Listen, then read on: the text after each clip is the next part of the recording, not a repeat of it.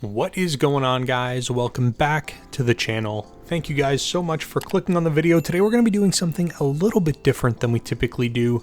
I was sent over this engraving kit by xTool, and rather than putting together a relatively boring engraving review video, I had some time to actually play around with it, and what I wanted to do was actually showcase and do a small tutorial on some of the things that I actually found the most challenging. So generally speaking, the engraving machine is actually pretty simple to use, and it's relatively easy to do right out of the box.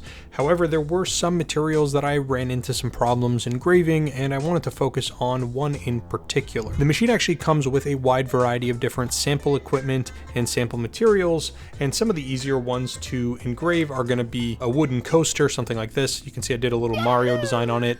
Super easy to do this. It didn't actually require much tweaking. The software that comes with the engraver is quite robust. And another thing to do that was actually pretty easy were these little metal business cards, and you just kind of create your design. As you can see, I did Batman for both of them, but they were actually super simple. You just effectively use the preset settings. You can tweak things a tiny bit. I'm not going to focus on these because these were actually really easy. One of the things that I had the most amount of trouble doing was engraving on a piece of slate.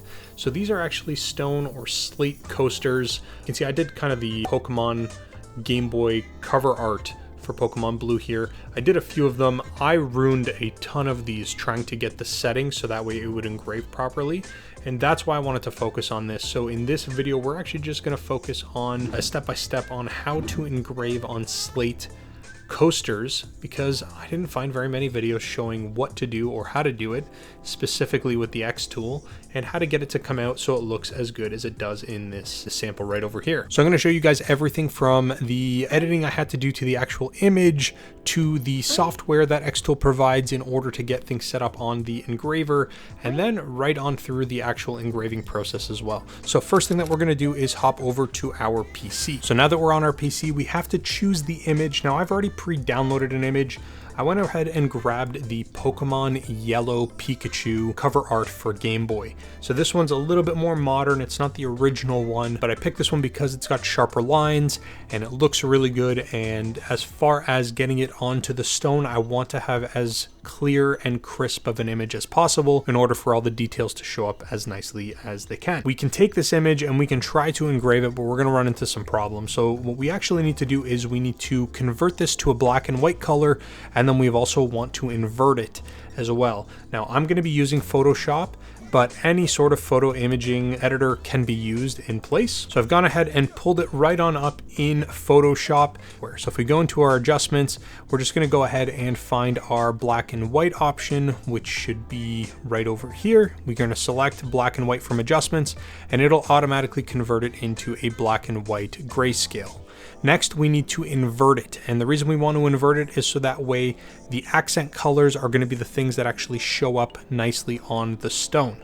Super simple. Click adjustments again, and there's actually an invert option here. Now the reason we wanted to invert it is actually quite simple. So if I switch over back to my picture-in-picture, anything that is going to be displayed on the engraver in white is actually going to need to be black or darker colored on the actual image that we have. So if I switch back, you can see all of the darker colors that are displayed here. Those are what we need to be displayed in dark colors in order for it to show up properly on the actual stone. So now that we've got the image the way that we are happy with it, we're going to go ahead and export this directly as a PNG. Then we're going to minimize this. We're going to minimize this, and I'm going to find that image for us. So here's our image. If we double click on this, you'll be able to see it is now just a PNG, but it is inverted and in a black and white color scale. Next, what we need to do is open up the xTool software. Out of the gate, there's a few things that we need to do within the software. First, we need to make sure that our xTool machine is connected. As you can see, mine is connected,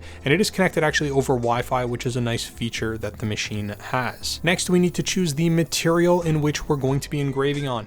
So we need to find within the list that they've provided a stone or slate or rock coaster. This one right over here, 5mm rock coaster, is going to be what we want. We're going to go ahead and confirm that. So now we've got our bases for our actual engraving.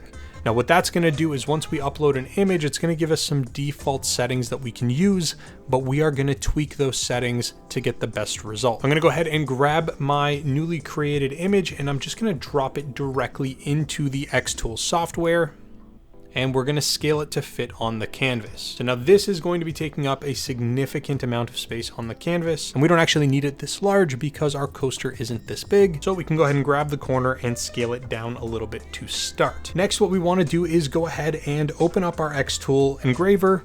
We're going to grab our coaster that we're intending to use, and we're going to go ahead and put it into the top right corner. As you can see, I've got a guide over here right where my fingers are that allow me to align this up perfectly into the corner, which is going to help with the overall process. And we're just going to jump back to the software, and we're going to make one more adjustment to the image. If you click on the image, there is an adjust option right over here in this menu. We're going to select that, and there is the ability to adjust both brightness, saturation, sharpness, contrast.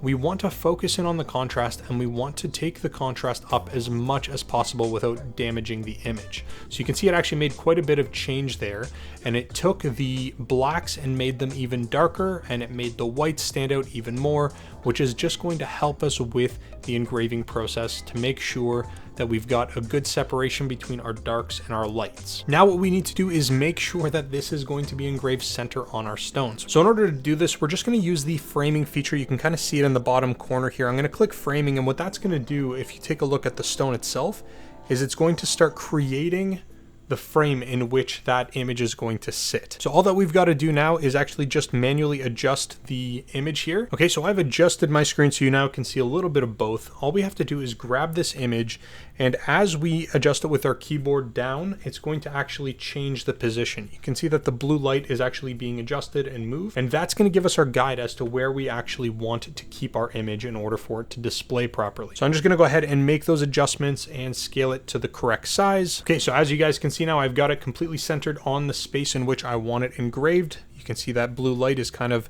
outlining the main body of the coaster. Now jumping back to the software, we're going to look at the type of laser and then the settings for that laser.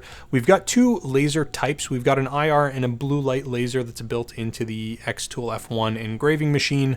For this purpose, we're going to be using the IR laser, but for something like wood coasters or certain types of metal, the blue light can actually be a great option as well. But again, for this, we're going to be using IR. Next, we've got a few different options that we can tweak. We've got dot duration. So typically speaking, the higher the number, the brighter the white that's going to be displayed. And when you're dealing with stone, you do want that number higher. Now, interestingly enough, the default setting for the rock coaster is set to 220. And I actually found this was way too low. I actually like to jump this up to about 1500. And what that's going to do is it's going to keep that laser on a given point for much longer, and it's going to give you a much brighter white. Next, we've got our power. It defaulted to 90. That's totally fine. And under DPI, it's defaulted to 450. I'm actually going to drop this down to 300 because the image I used is a 300 DPI image. Next, there's a few different options here. You can have a number of passes. That means that once the image is complete, the first pass, it'll go ahead and repeat to a second or third or fourth pass. Because we are using such a high dot duration, we actually don't need to do multiple passes. One pass should be sufficient. Next, there is the bitmap mode. You can choose a whole bunch of different styles. Each one of these styles will give you a slightly different finish. I'm just gonna go ahead and leave it on the Jarvis style bitmap mode. And then engraving mode as well, there's bidirectional or unidirectional. What this just means is under unidirectional is the laser will only go in one direction, whereas bidirectional, it'll allow the laser to go in multiple directions. And now that we're happy with the settings, all that's left for us to do is go ahead and hit this process button. Now the process button is gonna grab that image, and it's gonna give us kind of a mock-up of what the image should display like on the actual finished product. So overall, I think this is going to work out quite well. All you need to do now is hit the start button. It's going to send the file off through my network over to my machine. I can see that actually my machine does have it. So if we switch over to look at that item, you can see the flashing blue light here would indicate that it is ready to start engraving. And all that you actually need to do is go ahead and press this button. And what I'm going to do is I'm going to set up a time-lapse video for you guys, because this can take, 30 minutes or so to engrave this kind of image on the stone coaster. We're going to go ahead and hit start now. Now everything is going to go ahead and get started. It is a little bit loud because the fan is running, but we're going to go go ahead and skip this, and I'll throw the time-lapse video right here so you can actually see the process happen.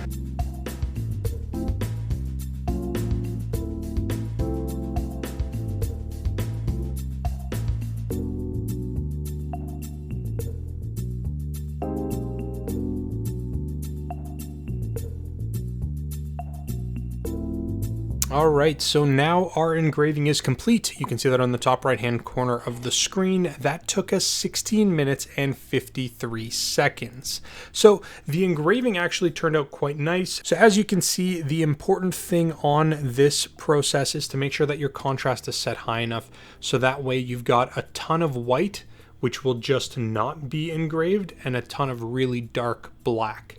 So those are going to be where all the white engraving marks are actually showing up. And you can see it actually did even a good job with the shading just in between the Pikachu, shifting from the one side to the other. Overall, this is probably what I found to be the best process in getting any sort of image you want onto a piece of slate or stone in the form of, in this case, it's a coaster. Now I'm going to go ahead and use my camera to get some better shots because I am using it set up as a webcam, so the quality is not as good as I would like, but if you take a look right now, I've got it kind of overlaid.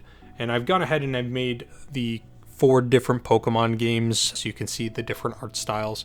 But this is actually good for any sort of image that you find on the internet, not just for what I've done here. I do want to give a shout out again to the team over at xTool for providing me the engraving machine and working with me to create this video. Now, if you are interested in learning a little bit more about the machine, I will leave links as always in the description down below. But that's pretty much all I've got for you guys. Thank you so very much for watching, and I'll speak to you guys again real soon.